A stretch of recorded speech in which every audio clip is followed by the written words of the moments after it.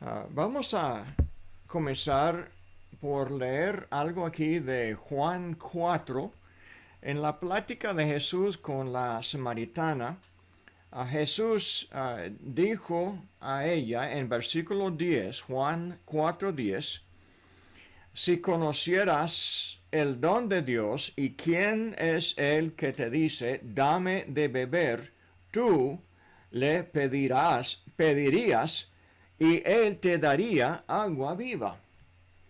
El concepto de la agua viva, del concepto de um, en la mente de muchos de hoy es el contexto de la vida eterna y agua viva. Entonces, la tentación de muchos es de comenzar a contemplar cosas místicas y pensar que Dios por un milagro va a derramar del Espíritu Santo de una manera sobrenatural, llenándonos a nosotros con algo, un poder, una fuerza, una inspiración, y por medio de esta influencia que el cristiano entonces pueda hacer algo, o lo que se implica cuando dice que sería una fuente de agua. Adelante dice en el 14, dice, mas el que bebiere del agua que yo le daré no tendrá sed jamás, sino que el agua que yo le daré será en él una fuente de agua que salte para vida eterna. Y la imaginación de muchos cuando piensan en la vida eterna como una cantidad de dinero, algo, un regalo de Dios que nos da. Es muy fácil del hombre moderno pensar en cosas que pierden completamente el contexto de lo que Jesús quiere expresar a la samaritana. Tenemos que volver al contexto, tenemos que volver al ambiente de aquel momento cuando Jesús andaba aquí en la tierra y antes de él Juan el Bautista. La semana pasada estudiamos en Juan 3 y investigamos un poco este concepto de cómo Jesús descendió desde el cielo y que exigió de Nicodemo que dice un nacimiento de nuevo, dice, expresó algo, nacer de nuevo o nacer de arriba, si entendemos la fuerza de la palabra, de nuevo, como se usaba en la lengua original. Vemos que Jesús en el Evangelio de Juan se presenta como el Hijo de Dios, Juan 1, versículo 4, Dios lleno de vida. La vida estaba en Dios, el Padre y el Hijo, y la vida llegó a ser la luz del mundo. Y en este caso la luz no es una influencia de algo místico, está hablando de algo muy concreto, porque habla de la luz en el Evangelio claramente habla de la claridad de vista, el entendimiento, de quitar la ignorancia. La ignorancia y el pecado se describe como tinieblas. El hombre que anda en pecado anda en la oscuridad y no entiende lo que hace, no ve la consecuencia de sus pecados. Entonces, Cristo vino a la tierra, anduvo aquí, dice, el verbo llegó a tener carne, un cuerpo en el cual dice que andaba así Jesús, estaba él lleno de gracia y de verdad. Él en sus enseñanzas hizo bien claro lo que era la verdad de Dios. En vez de la ignorancia y los engaños de los falsos conceptos de los hombres, los engaños de Satanás, los engaños de los hombres, las tradiciones de los hombres. Acuérdense de que cuando Juan llegó, su mensaje principal, al principio de Marcos también se expresa en Lucas 3 y vemos, fue un mensaje de arrepentimiento. Juan anunció el reino de Dios. Dice que el reino de Dios se ha acercado, dijo. El reino de Dios, el reino significa la voluntad del rey. Significa un arreglo en el cual Dios manda y el hombre obedece. El hombre no puede considerarse ciudadano en el reino del rey si no se somete a la voluntad del rey. Entonces, lo que se implica es la obediencia. Arrepentimiento significa obediencia, en el sentido de arreglar la vida que no anda conforme a la voluntad de Dios. Y Juan enseñó los cambios. También Jesús en Mateo capítulo 5, 6 y 7, en el Sermón del Monte, y habla de los cambios necesarios para que el hombre pudiera ver el reino de Dios, para que el hombre pudiera ser la luz del mundo. Mateo 5, 16. Entonces, esto es la plataforma de la enseñanza de Juan, ahora y después de Jesús. En Juan tenemos otra terminología, o tenemos más énfasis en lo que Jesús enseñó acerca de la vida eterna. ¿Qué significa la vida eterna? Y vemos que la vida eterna se expresa como la vida de Juan 1:4, la vida que estaba en el Padre, la vida que llegó a ser la luz del mundo. Esto nos va a ayudar a entender lo que pasó aquí en Juan 4. Nicodemo tuvo que aprender que tenía que nacer del agua. Acuérdense que Juan y Jesús bautizaban mucho. Y aquí en capítulo 3 vemos que cuando Jesús crecía en su influencia, él o sus discípulos bautizaban más que Juan bautizaba. Pero también tenían que, dice Jesús a Nicodemo, tenía que nacer del Espíritu. El Espíritu Santo es el que descendió sobre Jesús cuando se bautizó. Cuando Juan bautizó a Jesús, descendió el Espíritu Santo, como Jesús mismo descendió. El mensaje de Dios descendió. Y la inspiración de Dios entró en Jesús. Aquí tenemos el Padre, el Hijo, el Espíritu Santo trabajando para entregar la vida de Dios por medio del mensaje de Dios. Esto es la forma de la metáfora de Juan. Ahora, capítulo 4, queremos leer y después podemos hacer comentario en el camino. Cuando pues el Señor entendió que los fariseos habían oído decir, Jesús hace y bautiza más discípulos que Juan, aunque Jesús no bautizaba sino sus discípulos, salió de Judea y se fue otra vez a Galilea y le era necesario pasar por Samaria. Vino pues a una ciudad de Samaria llamada Sicar, junto a la heredad de Jacob, o que Jacob dio a su hijo José. Y estaba allí el pozo de Jacob. Entonces Jesús, cansado del camino, se sentó así junto al pozo. Era como la hora sexta.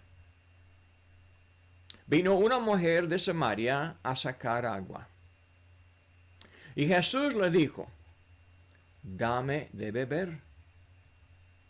Pues sus discípulos habían ido a la ciudad a comprar de comer. La mujer samaritana le dijo, ¿cómo tú, siendo judío, me pides a mí de beber, que soy mujer samaritana? Porque judíos y samaritanos no se tratan entre sí. Respondió Jesús y le dijo, si conocieras el don de Dios, ¿y quién es el que te dice, dame de beber? Tú le pedirías y él te daría agua viva. La mujer le dijo, Señor, no tienes con qué sacarla, y el pozo es hondo. ¿De dónde, pues, tienes el agua viva? ¿Acaso eres tú mayor que nuestro padre Jacob, que nos dio este pozo, del cual bebieron él, sus hijos y sus ganados? Respondió Jesús y le dijo, cualquiera que bebiere de esta agua, volverá a tener sed. Mas el que bebiere del agua que yo le daré no tendrá sed jamás, sino que el agua que yo le daré será en él una fuente de agua que salte para vida eterna. La mujer le dijo, Señor, dame esa agua, para que no tenga yo sed, ni venga aquí a sacarla. Jesús le dijo, ve, llama a tu marido y ven acá. Respondió la mujer y dijo, no tengo marido. Jesús le dijo, bien has dicho, no tengo marido, porque 5 maridos has tenido, y el que ahora tienes no es tu marido. Esto has dicho con verdad. Le dijo la mujer, Señor, me parece que tú eres profeta. Ahora, esto nos ayuda a entender por qué Jesús hablaba con ella de esta manera.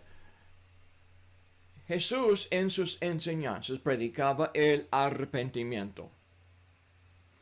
Él enseñaba la nueva vida. Él enseñaba, como dijo a Nicodemo, que todo el mundo tenía que nacer de nuevo, nacer de arriba, nacer de agua, nacer del Espíritu Santo. Ahora, para que ella pudiera responder así, Jesús tuvo que poner una base. Tenía que llevar la plática entre los dos para que llegaran al punto de enfrentar la necesidad del arrepentimiento y la nueva vida.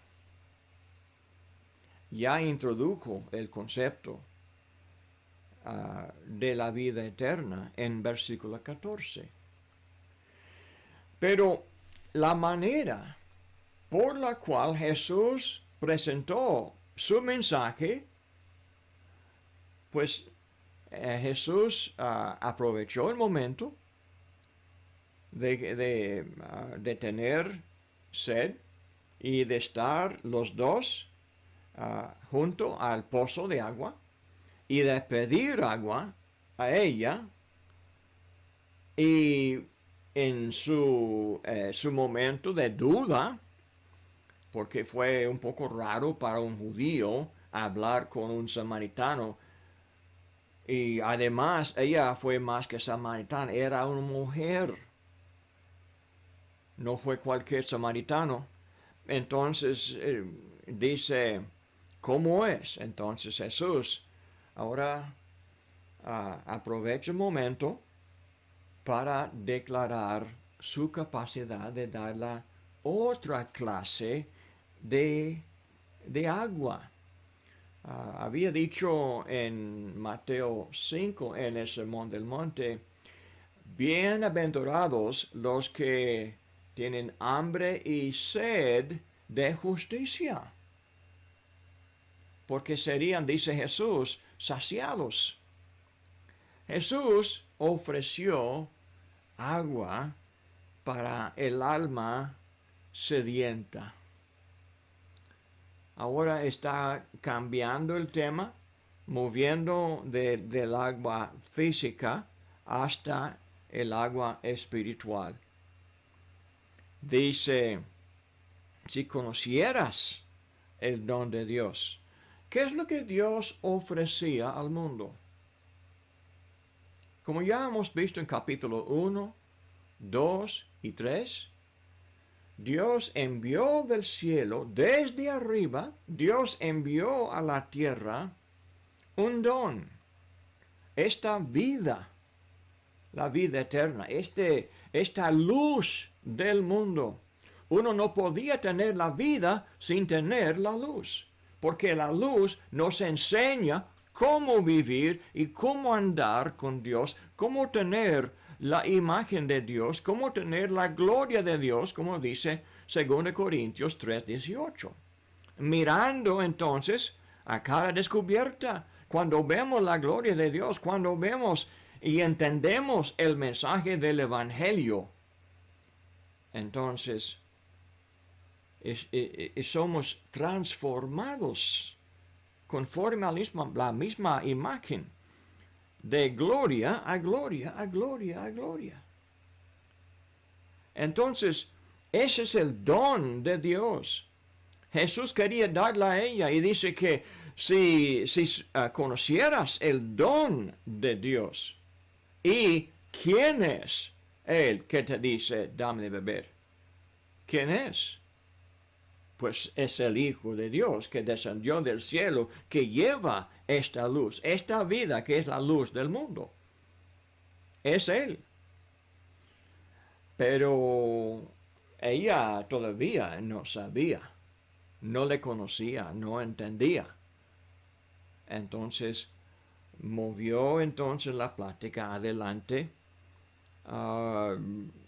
¿De dónde pues tienes el agua viva? Dice, ¿acaso eres mayor? Es que su antepasado, Jacob, el gran patriarca, el padre de las 12 tribus de Israel, el patriarca Jacob, regaló este pozo a uno de sus hijos, José, y llevaba el nombre entonces de Jacob.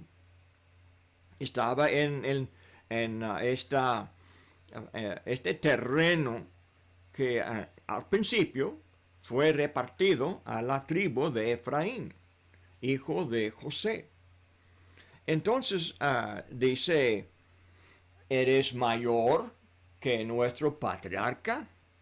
Y la respuesta, por supuesto, sería que por supuesto que sí, es el Hijo de Dios, pero no fue momento para Jesús declarar. Jesús tenía que ayudarla a entender quién era. Entonces, nada más Jesús vuelve al tema del agua. Cualquiera que bebiere de esta agua volverá a tener sed. El agua ordinaria del pozo, aunque fuera un pozo muy bueno y con una historia bien rica y una tradición muy buena, pero es agua. Y uno que bebe el agua entonces tendrá sed otra vez muy pronto. Pero Jesús habla de otra clase de agua que él quería darla. Dice, mas el que beber de este agua que yo le daré, no tendrá sed jamás. Esto conforme a lo que encontramos en Mateo 5, del que tiene sed de justicia. Jesús quería cumplir, satisfacer el deseo de justicia. Y ella pecadora. Ella un fracaso. Jesús la conocía, pero ella no sabía quién era él todavía. Entonces la ofreció el agua. Dice que será en él una fuente de agua que salte para vida eterna. Cuando uno bebe el agua, el don de Dios que satisface la justicia, entonces uno llega a tener justicia, no en un sentido simbólico, no en el sentido legal. Aunque cuando hay perdón del pecado, sí, uno sale justo, perdonado.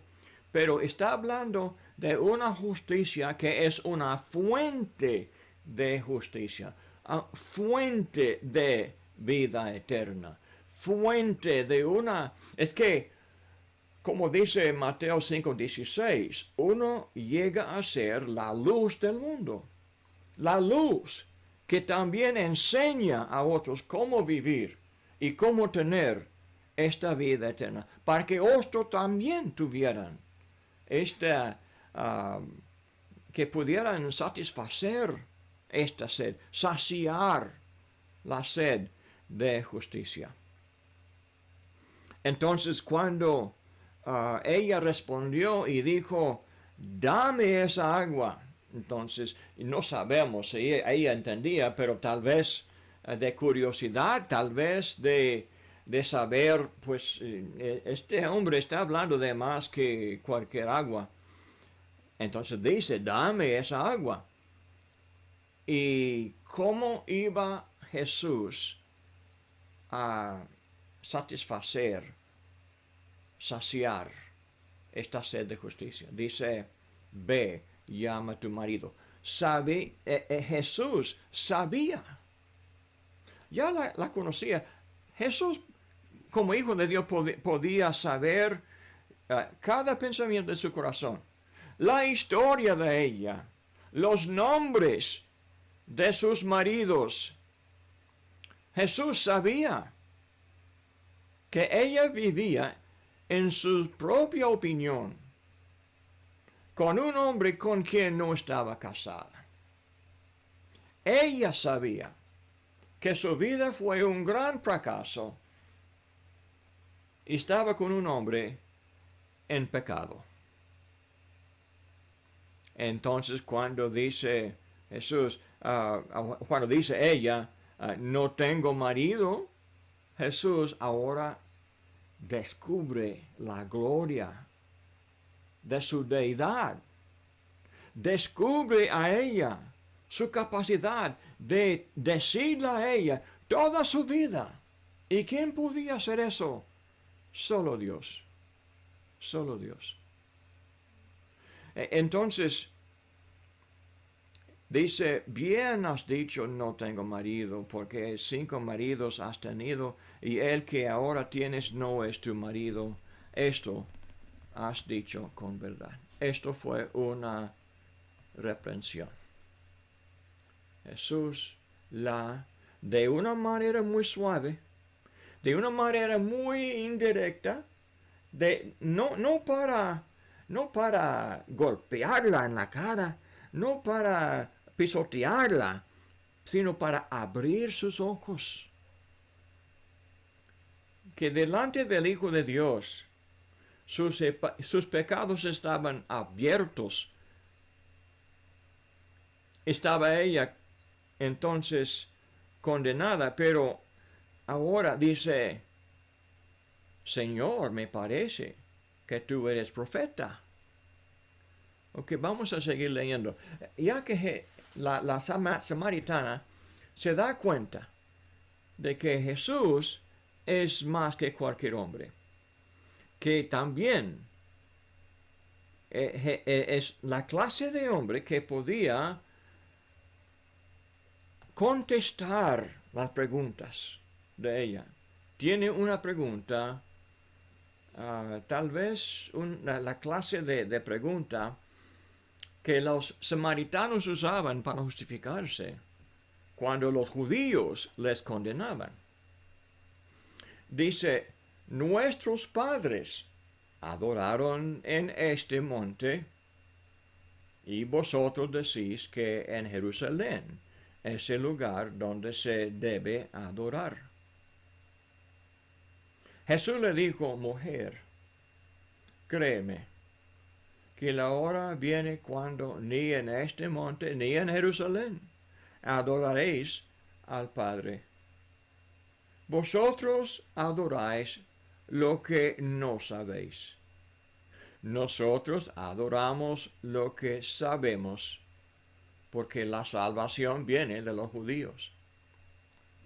Mas la hora viene, y ahora es, cuando los verdaderos adoradores adorarán al Padre en el Espíritu y en verdad, porque también el Padre tales adoradores busca que le adoren. Dios es Espíritu, y los que le adoran en espíritu y en verdad es necesario que adoren. Jesús, a su manera, no engaña a la mujer, no acomoda la ignorancia de ella. Jesús la corrige, pero también la informa de que con él, ahora, con este momento de la predicación del Evangelio de Juan y ahora de Jesús, otra edad comenzaba, otro arreglo estaba muy cerca. Anteriormente, Jesús reconoce, los samaritanos adoraban, se acuerda en la historia de Israel, cuando ellos entraron en la tierra prometida, cuando habían conquistado la tierra, toda la nación se congregó entre dos montañas, Gerizim y el monte Ebal. Entre los dos montes, entonces, recibieron la lectura de las bendiciones y de las maldiciones. Pero la voluntad de Dios fue de que un día vendría cuando tendrían que poner el templo en Jerusalén. Entonces, no podían ellos servir a Dios en cualquier lugar alto, aunque esto fue la costumbre de muchos. Muchos judíos adoraban a Jehová donde quiera, cuando hubo mucho desorden y mucha rebeldía, y no hacían caso de la voluntad de Dios en aquellos detalles. Siempre fue necesario obedecer a Jehová conforme a la voluntad, la ley que Jehová les había dado. Y los samaritanos adelante, cuando regresaron del cautiverio, habían establecido, no querían congregarse con los judíos en Jerusalén, entonces hicieron otra religión y otro monte como su monte santo. De los dos montes escogieron ellos el monte Gerizim, porque fue el monte de las bendiciones, y ahí tenían su templo. Y Jesús dice que no, ustedes adoran en ignorancia, en tinieblas, en oscuridad, no saben lo que hacen. Sin embargo, lo que Dios quiere es que todos adoren a Él en espíritu y en verdad. Entonces, aquí en esta enseñanza nos introduce otra vez el concepto de que Dios manda por el Espíritu Santo lo que Él quiere que hagamos. Envió este mensaje, uno para entrar en el reino de Dios, uno para aceptar la voluntad del Rey, debe de obedecer lo que manda el Espíritu Santo. Entonces aquí estamos.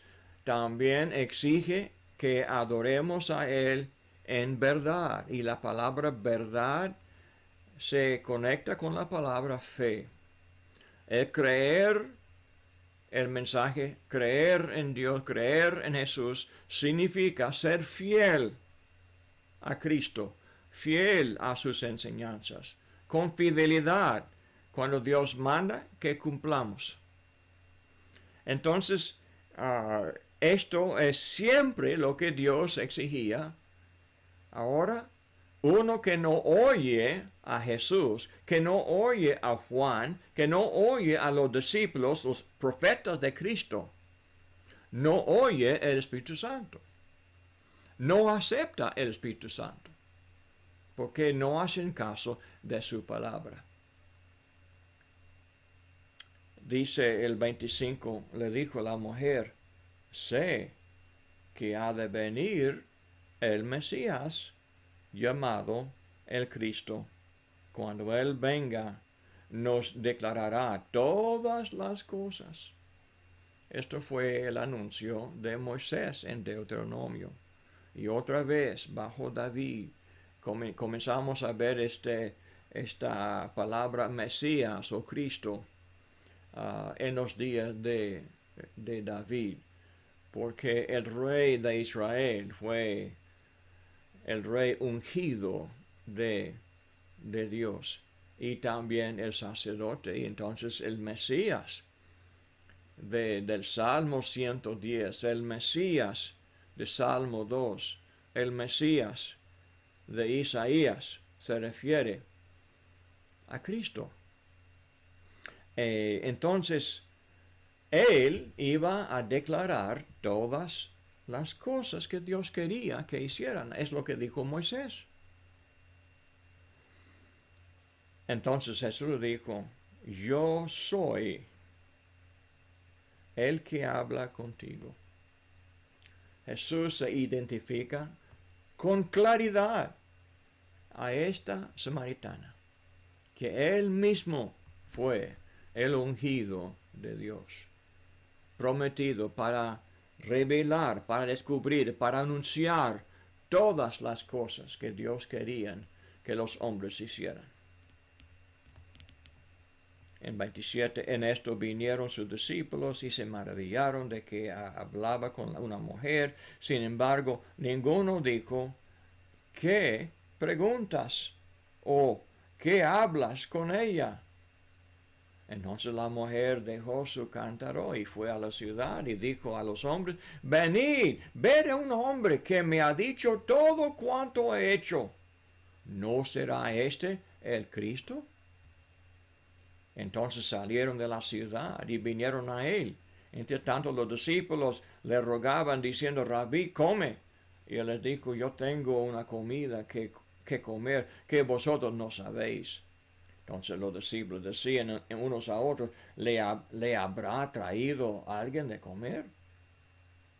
Jesús les dijo, mi comida es que haga la voluntad del que me envió y que acabe su obra. Mira cómo Jesús habla.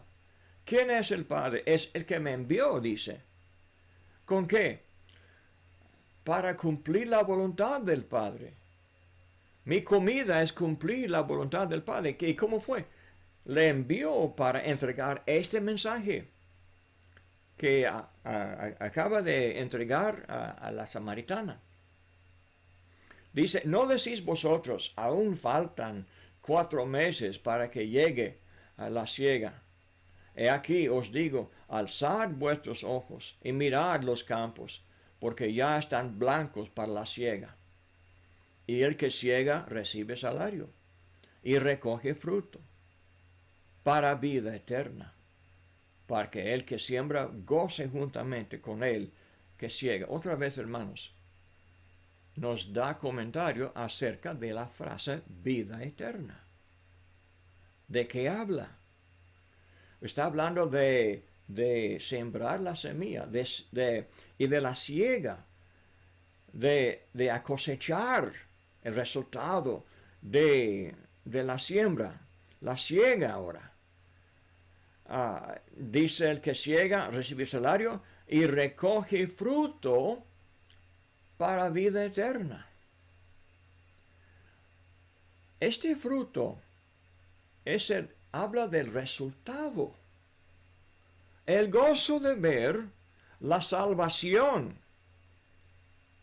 Jesús tenía gozo en ver la nueva fe que nació en el corazón de la samaritana y ahora estaba naciendo entre otros samaritanos de la ciudad.